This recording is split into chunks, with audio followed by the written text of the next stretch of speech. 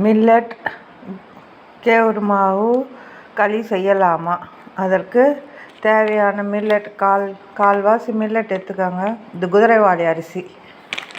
ஒன்றரை ஆழாக்கு கேவுரு மாவு எடுத்துக்கோங்க.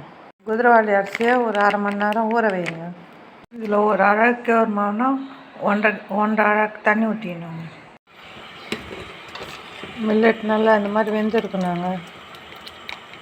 நான் எடுத்துக்கிட்டு குதிரைவாலி அரிசி. தண்ணி நல்லா கொதி வந்தோட இந்த கேவுரு மாவை இதில் போட்டுடணும்.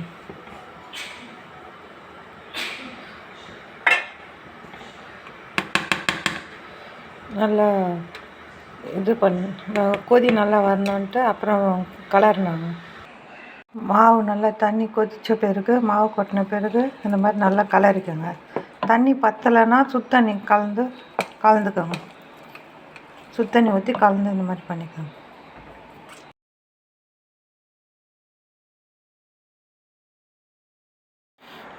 களி இந்த மாதிரி வெந்த பிறகு நல்லா ஆற வச்சு நெய் தடவி ஊற்றிக்கணுங்க. களிக்கு இந்த மாதிரி நெய் கிண்ணத்தில் போட்டு தடவினாங்க. அப்புறம் இந்த உருண்டையை போட்டு நல்லா டிப்பியாக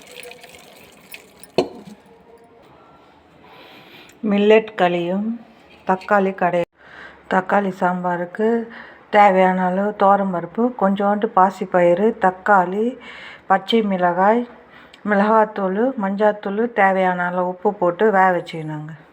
தக்காளி சாம்பாருக்கு இந்த தக்காளி நல்லா வெந்ததும் இதை எடுத்து மிக்சியில் ரன் பண்ணிக்கினாங்க. தக்காளி சாம்பாருக்கு தக்காளி பழம் நல்லா வேக வச்சுட்டு அதில் இருக்கிற பச்சை மிளகாய், தக்காளி எடுத்து மிக்சியில் ரன் பண்ணிக்காங்க. இதை இந்த சாம்பாரில் ஊற்றி நல்லா கொதிக்க வைங்க. தக்காளி கடையிலுக்கு கடுகு, வெந்தயம், சீரகம் போட்டு பொரி விடணுங்க. பிறகு கருவேப்பிலை போடணும். இதை தக்காளி கடையில் சேர்க்கணும். பிறகு கொத்தமல்லி சேர்க்கணுங்க. எடுத்து நல்லா கலக்கணும்.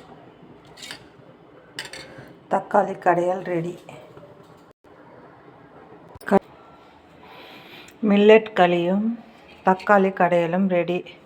களி மேலே இந்த தக்காளி கடையில் ஊற்றி சாப்பிட்டா, நெய் ஊற்றி சாப்பிட்டா ரொம்ப நல்லா இருக்குங்க. பிடித்திருந்தால் லைக் பண்ணுங்கள், ஷேர் பண்ணுங்கள், சப்ஸ்கிரைப் பண்ணுங்கள்.